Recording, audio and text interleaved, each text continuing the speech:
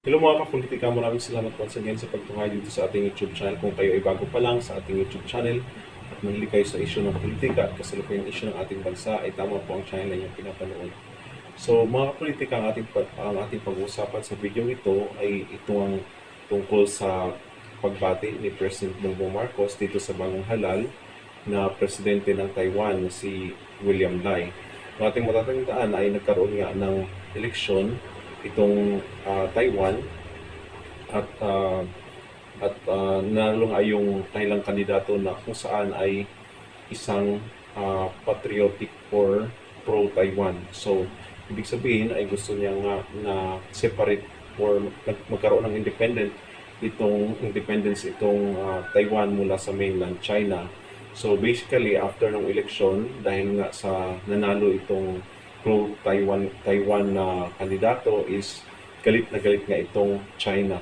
Okay, kasi gusto nila talaga na masakop or mapasailalim sa One China policy itong bansang Taiwan. But anyway guys, ang ating presidente din ay bumati or nag-message, may message siya sa kanyang social media na kung saan ay binabati niya ang bagong presidente ng Taiwan, which is galit na galit ngayon ang China.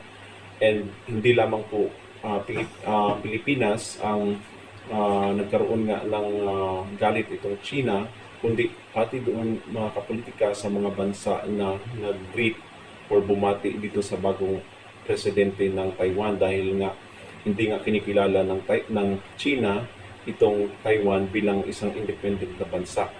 So, at nag-warn or nagbanta pa nga itong China na magkaroon ng consequence itong mga bansa na bumati ito sa bagong presidente ng Taiwan. And in fact, pinatawag nga ng China itong Philippine ambassador to China.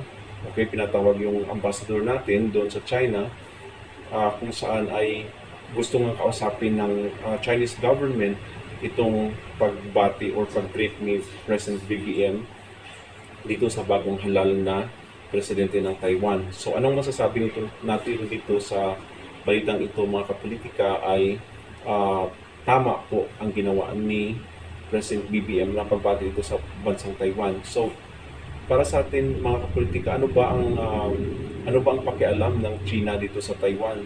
Unang-una, gusto lang naman ng Taiwan na magkaroon sila ng sariling buhay diyan sa kanilang lupain, diyan sa kanilang bansa.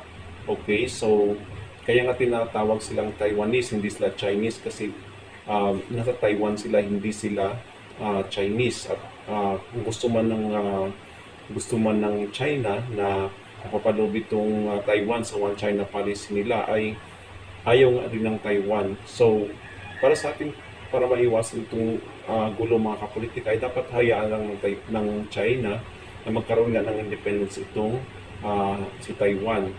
So, going back sa ating paksa mga kapolitika, itong si BBM nga ay bumati dito sa Taiwan kung saan galit na itong si China. So, tama po ang ginawa ni BBM na pagbati dito sa Taiwan, kasi nga parang ano na rin yun mga kapolitika, parang paghanga na rin yun sa leader ng Taiwan na bagong halal, kung saan siya ay pro-Taiwan. So hindi niya isusupport ang kanyang bansa doon sa komunistang China, which is mga kapolitika, same din ang stand dito sa ating presidente sa Pilipinas na si BBM, kung saan ay pro-Philippines din, or ayaw niya na ayaw na niya na ibigay itong ating teritoryo, especially itong sa West Philippines, ayaw niyang ibigay dito sa bansang China. And in fact, nagkaroon na ito ng consequence na kung saan ay karamihan doon sa mga proyekto ng nakarang administrasyon ng Build na funded by China, na pinunduhan nga ng China, ay hindi na po natuloy kasi nga dahil dito sa ayaw ng China yung mga pulisya ng ating presidente. So, sa ating pagsasabi dyan, so patuloy lang Pangulong BBM sa inyong ginagawa, dahil po nasa likod nyo ang nakaraming Pilipino na ayaw din natin na masakop nitong komunistang bansa na ito. So, si BBM ay tahasan or naninindigan talaga na ang ating bansa ay hindi, or ang ating teritoryo, mga kapolitika, ay hindi ibibigay dito sa bansang China. And in fact na din is bumili nga tayo ng mga armas na pandigma. Okay, kasi hindi naman natin alam yung takbo ng utak ng China.